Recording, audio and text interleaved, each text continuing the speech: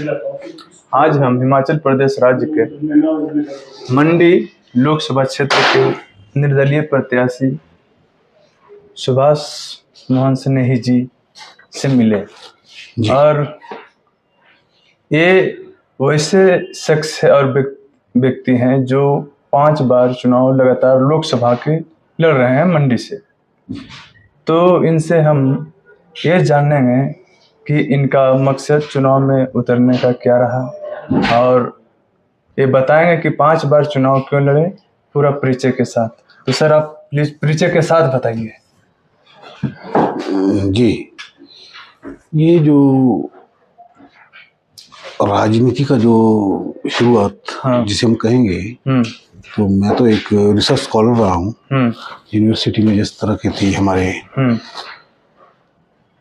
तो रिसर्च करने के बाद हमने देखा कि सोसाइटी में बहुत सारे लोग हमारे इस तरह से हमारी स्कीम्स होती हैं। हमारा देश आज़ाद होकर 1947 में बड़ी मुश्किल से आज़ाद हुआ था। आज़ादी के तुरंत बाद हमारे देश में अपनी सरकार बनी।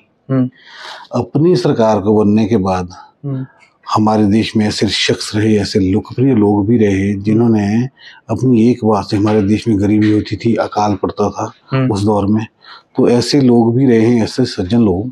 तो उन्होंने कहा कि भाई हमने अपने आप को आत्मनिर्भर बनाना है, किसी के ऊपर आश्रित नहीं रहना है।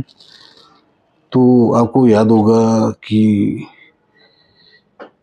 हमारे लाल बहादुर शास्त्री जी थे, हमारे देश के प्रधानमंत्री रहे। तो उन्होंने कहा कि एक दिन का उपवास रख दो और इस देश को अगर बनाना है तो ये उपवास रख के भी हम 1 साल तक के लिए राशन बचा सकते हैं। एक उनकी सोच थी, अगर हम एक दिन उपवास रखेंगे तो लंबे समय के लिए हमारी मतलब कि राशन की बचत हो जाएगी। तो इस देश को संजोने के लिए ऐसे लोग रहे हैं। आज़ादी जब बड़ी मुश्किल से मिली, उसके बाद हमने हर व्यक्ति ने इस देश को अपनी एक एक पाई से संजोया हुआ है। उसके बाद हम आगे जिस तरह से स्थिति आगे बढ़ती गई, देश में तरक्की भी होती गई। और हमारे जैसे मेरा जो खास तौर से जैसे इलाका है लोकसभा क्षेत्र मंडी, ये हमारा सीमा बाहुल्य इलाका है। यहाँ पर खास तौर से हमारा जो इलाका है वो चाइना बॉर्डर के साथ लगता है।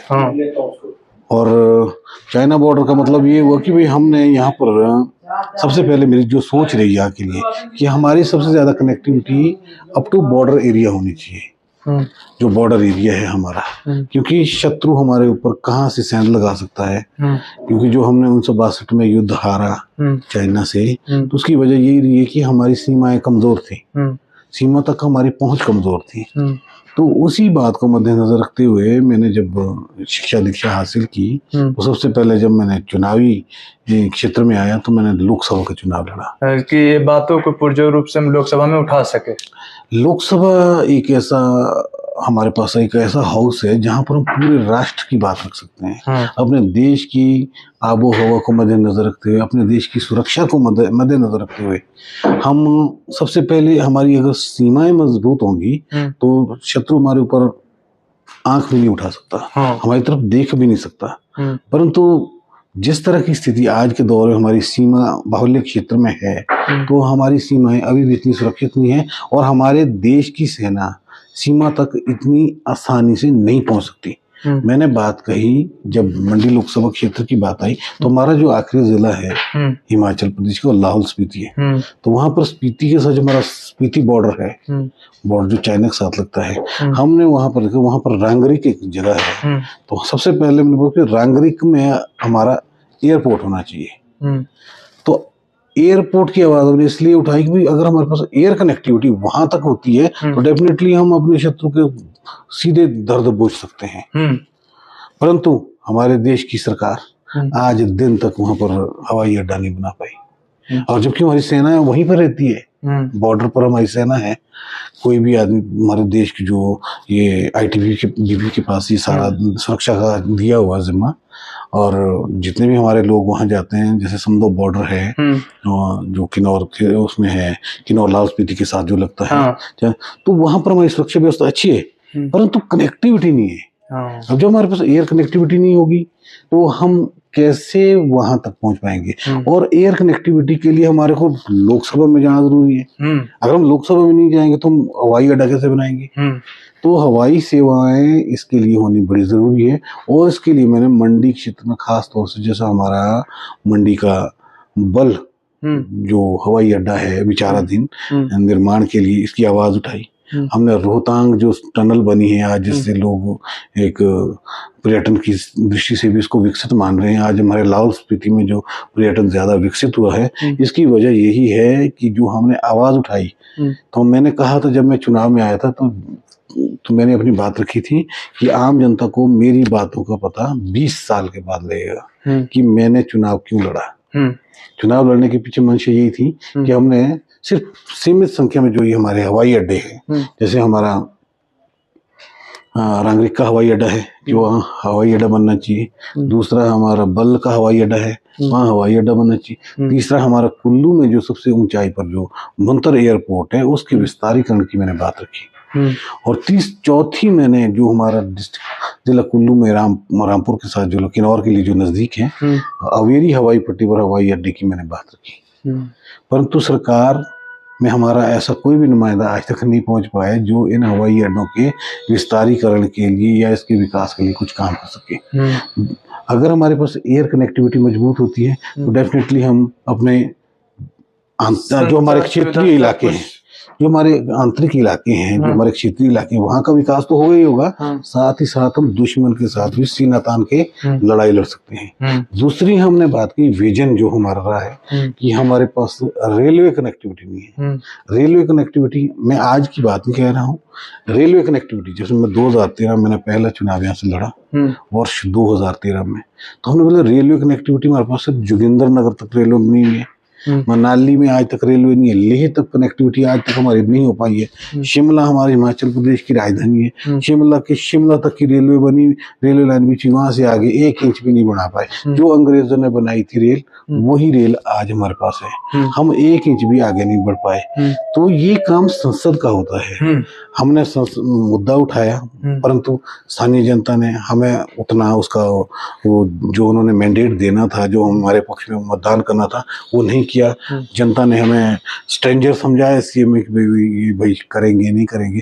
परंतु जो चुन के आप लोगों ने इतने सालों में इतनी बार यहाँ से भेजे, मैंने 5 चुनाव यहाँ से लड़ चुका हूँ, तो हर बार हमारा मुद्दा यही रहता है, सड़कों सुरंगों का विकास करना, रेलवे कनेक्टिविटी की बात कही, इंटरनेट कनेक्टिविटी की बात कही, हमने एयर कनेक्टिविटी की बात कही, परंतु यहाँ पर अभी तक इस क्षेत्र में कोई भी काम नहीं हुआ है। और अगर ये कनेक्टिविटी हमारे पास नहीं रहती है तो हमें सबसे ज्यादा खतरा अपने पड़ोसी देश चाइना से है। और अगर हम चाइना के साथ नहीं लड़ पाए, पूरा हिमाचल प्रदेश में एकदम ध्वस्त कर देगा। सबसे पहला चुनाव का लड़ने की वजह ये थी। अच्छा, यहाँ पे आप एक बात और बताइए कि युवाओं को आप क्या संदेश देना चाहते हैं चुनावी क्षेत्र में या तो राजनीति में भागीदारी के लिए? तो युवाओं को चुनावी ये में आगे आना चाहिए, परंतु एक ट्रेडिशनल सोच को छोड़कर, जिस तरह से अंग्रेजों ने हमारे देश में फूट डालो और शासन करो की नीति यहाँ पर चलाई, जैसे आज के दौर में कोई जातिगत राजनीतिक दल यहाँ पर आ रहे हैं, जातिवादी, तो हमने अपने इस भारतवर्ष को आजाद करने के लिए एक लंबा समय लगा दिया। अंग्रेजों ने भी लगभग 200 साल यहाँ पर राज किया, उससे पहले भी यहाँ कई लोग आए, परंतु आज फिर से आज़ादी के 75 वर्षों के बाद फिर से we people are fighting with each other on the name of caste, colour, creed, which is against the national unity. और ये नेशनल यूनिटी अगर इस देश में नहीं रह पाई तो हम आगे कैसे बढ़ेंगे। हम तो ये कह रहे थे कि भाई यहाँ पर यूनिफॉर्म सिविल कोड होना चाहिए, सबके लिए एक कानून होना चाहिए था, सब एक होने चाहिए थे। परंतु देश की सिर्फ विडंबना ये कहेगी कि आज के दौर में रिजर्वेशन इतनी ज्यादा, मतलब कि घर घर में रिजर्वेशन की बात करेगी, OBC, SC, ST, OBC minority आ गया, आपका बीपीएल आ गया, कोई अंत्योदय आ गया, हर जगह रिजर्वेशन। आखिर ऐसी नीतियां क्यों बनाने की जरूरत क्या है? जब सभी लोग अपने हक के लिए खुलकर लड़ाई लड़ेंगे तो डेफिनेटली एक स्ट्रांग पॉलिटिक्स इस देश में जन्म लेगी। और जब तक ये जातिगत आधार पर कोई भी राजनीतिक दल या पर अपनी रोटियां सेकते रहेंगे, तब तक इस देश का विकास होना बहुत मुश्किल है। परंतु इसके लिए जब तक हमारे जैसे युवा, हमारे सहयोगी जिस भारत की संसद में चुनकर नहीं जाते हैं, तब तक इन मुद्दों का पूरा होना बहुत मुश्किल है। इसके लिए हमें भारत की संसद में चुनकर जाना होगा, तभी हम अपने इस मिशन में कामयाब हो सकते हैं और इस देश को एक यूनिफॉर्मिटी में, एक सूत्र में बांध सकते हैं। मेरा कहने का मतलब ये है कि जिस तरह हमने चुनावी क्षेत्र में आए कि भाई सबसे पहला डर एक शत्रु देश का होता है। हमारे पास सबसे पावरफुल कंट्री चाइना है। चाइना हमारे को कभी भी क्रश कर सकती है और हम टेक्नोलॉजिकली बहुत वीक है। हमारे देश की विडंबना ये है कि आज भी हमारे अपने देश की सेल्फ जो है ना, अपने देश के द्वारा तैयार की कोई मिसाइल नहीं है, कोई अस्त्र नहीं है हमारे पास। जो भी चीजें हमने की, कोई रूस के साथ मिलकर तैयार की, कोई अमेरिका के साथ मिलकर तैयार की, अपना क्या है हमारे पास? हमारे तो हर सीक्रेट्स उनके पास है। अगर मिसाइल हमने रूस के साथ मिलकर बनाई हुई है तो रूस को भी हमारे सीक्रेट का पता है कि उस मिसाइल को कैसे तोड़ा जा सकता है। अब हो ना हो इन भविष्य में कहीं रूस की हमारे साथ लड़ाई होगी या चाइना की ही हमारे साथ लड़ाई होगी, वो तो सीधा हमारे उन औजारों को, हथियारों को ध्वस्त कर देंगे, तो हम उनके साथ कैसे लड़ पाएंगे? इसके लिए हमें यूनिफॉर्मिटी के लिए काम करना होगा और यूनिफॉर्मिटी से ही हम आगे बढ़ सकते हैं और देश को एक सशक्त भारतवर्ष बना सकते हैं। ऐसा मेरा मानना है। नहीं, आपका मानना तो बिल्कुल सही है। और महिलाओं के हिमाचल प्रदेश में राजनीति में महिला लोग बहुत कम भागीदारी लेते हैं, इस पर आपका कुछ विचार? नहीं, ऐसा कुछ भी नहीं है। हिमाचल महिलाओं की कोई कमी नहीं है। देखिए, हम आज़ादी के बाद से देखते हैं, यहाँ पर सबसे पहली महिला जो मेरी मंडी लोकसभा सीट से राजकुमारी अमृत कौर थी और मिनिस्टर रही, हेल्थ मिनिस्टर रही है सबसे पहली। मेरी लोकसभा सीट की बात कह रहा हूँ मैं। उसके बाद यहाँ से क्या नाम, ये प्रतिभा सिंह जी यहाँ से चुनाव जीती। उसके बाद यहाँ से आज कंगना रनौत यहाँ पर वर्तमान में है। तो हम कैसे कहेंगे कि हम महिलाओं की भागीदारी कम? मेरी सीट से तो कहीं मुझे नजर नहीं आ रहा है। परंतु लोगों को, ये तो राजनीतिक दलों की अपनी कमी है जो महिलाओं को टिकट नहीं देते हैं चुनाव में। ये तो राजनीतिक दलों की कमी है।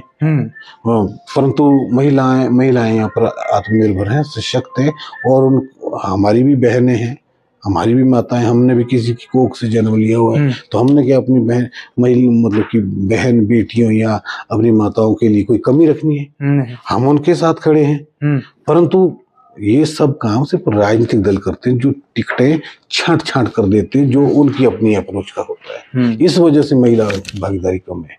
ये कोई रिजर्वेशन पर बेस्ड नहीं है, ये पॉलिटिकल बेस्ड है। अच्छा, ये हमारा मानना है। नहीं, आपका मानना भी बिल्कुल सत्य है। और हम इसी तरीका से अब मंडी लोकसभा क्षेत्र के जो निर्दलीय प्रत्याशी के बारे में आप सुने और जाने, तो आप कमेंट करके बताइएगा कि इनका विचार क्या रहा और देश के लिए क्या सिद्ध हो सकता है। ऐसे तो इनका विचार हिमाचल प्रदेश राज्य के विकास के बहुत ज़्यादा सोचनीय है और भारत के लिए भी बहुत ज़्यादा सोचनीय और विचारणीय बात रखे हैं। नमस्कार, जय हिंद, जय भारत।